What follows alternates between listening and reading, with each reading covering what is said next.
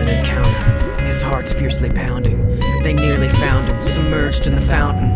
The pain is mounting, and he is nearly drowning. But he grits his teeth and holds his breath as they stroll around it.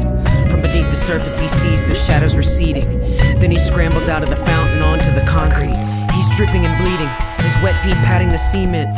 Things went rather badly this evening. He thinks to himself, then he sees it, a darkened building, the intended target of his thieving. Normally, he would never consider such devious scheming, but his hand is forced, his inner conflict is not retreating. Isn't life so ironic and fleeting, he thinks. He's seemingly baffled. 3 years ago, this would have never happened. There was a time when freedom was an inflated dream, but now it's flattened. We believed and sat aside with faith as they passed them. Secretly, decrees to keep themselves in power and sufficiently fattened. But now it's law and we obey, keep us oppressed and saddened. They must believe happiness is some strange problem that we've been having. He jolts awake from his reverie. This is no time for a daydream. He whispers to himself again lamely. Around the corner he sneaks, in the shadows of the streets. He looks like a madman, injured and soaked, clothes in tatters flapping. Justification intact, he begins to trip the latch with a thin strip of metal kept specifically for that. Leaving wet prints on the doormat, he gets startled by a stray cat. Opens the door just to crack. He sees lights in motion and jumps back. He hears a noise in the distance and he says to himself, what is that? Hurried and worried he slips inside the darkened building.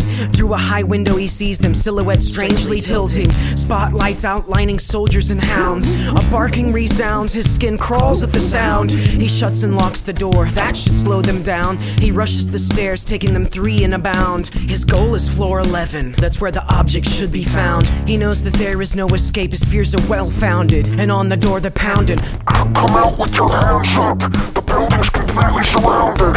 He's not prepared for this in his weakened state. He could have possibly fought his way out on a different day. But regardless of his circumstance, it won't stand in his way. This is his moment, his life's led up to its fate. His head grows dizzy as he exerts himself. On the 7th flight of stairs, he loosens up his belt. His loose pants begin to sag as he spots the shelf. They can't be allowed to trip him now, so they're abandoned to the stairwell. Now scantily clad in bloody shirt and little else, he approaches the rows of books and scans to the L's. Locating the appropriate tome, he grabs it. He hears a yell. Downstairs, they finally manage to break through the door. Now he turns to make his escape since he obtained what he came for.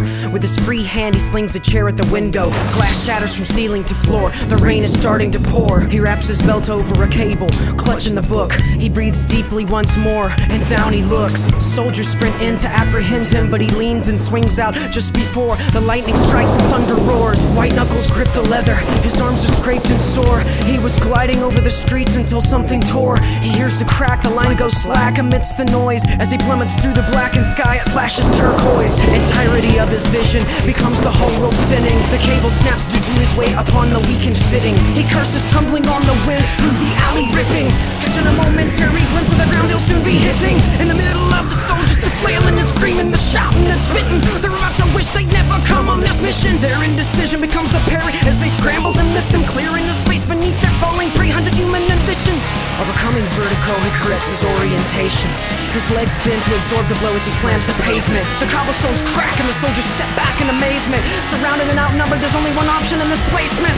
He glances around at 60-something hostile faces. With all of their guns drawn, aimed straight at him, they've been training for ages.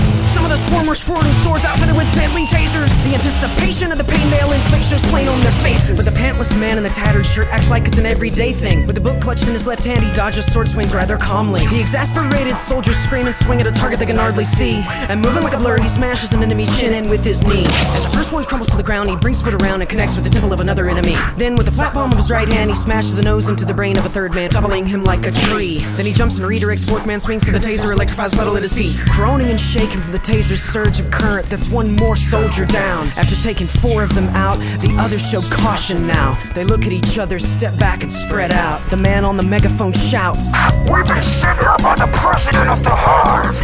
Our orders are to take you alive. If that hadn't been the case, you would have already died. 20 marksmen have guns trained right between your eyes." "I will never submit," the man with no pants man screams, realizing the extremes of how much less confident he feels than he outwardly seems. After all, he's wearing no pants in front of an army of enemies. The truth is, he's been running for days, struggling to find food, clothing, and shelter along the way. You just disabled 4 of the Hive elite, but you can't take us all. Come on, what did you think? You're surrounded by an entire Hive elite unit. Surrender, put the book down now, don't be stupid. As the rain splatters down, rippling puddles on wet pavement, he knows it to be true what the commander's saying. If he surrendered to the Hive, he'd be tortured for days, and they'd extract all of his sensitive information. And any hope for the resistance would end if they found a single location. So he makes his decision. His next actions are justified by saving lives numbered in millions. He turns his consciousness within him, and he begs the almighty creator to forgive him. He doesn't want to have to, but it's the only way to save him. He searches his soul for that infinite song that's been playing throughout the furthest reaches since the dawn of all creation. From deep within himself, he hears the universe singing. He begins to resonate that song out with all his being.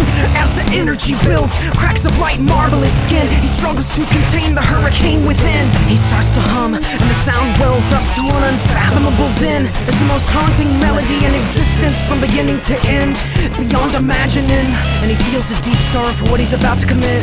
The crowd of enforcers are probably not all bad men, enlisted against their will like pawns, mostly innocent.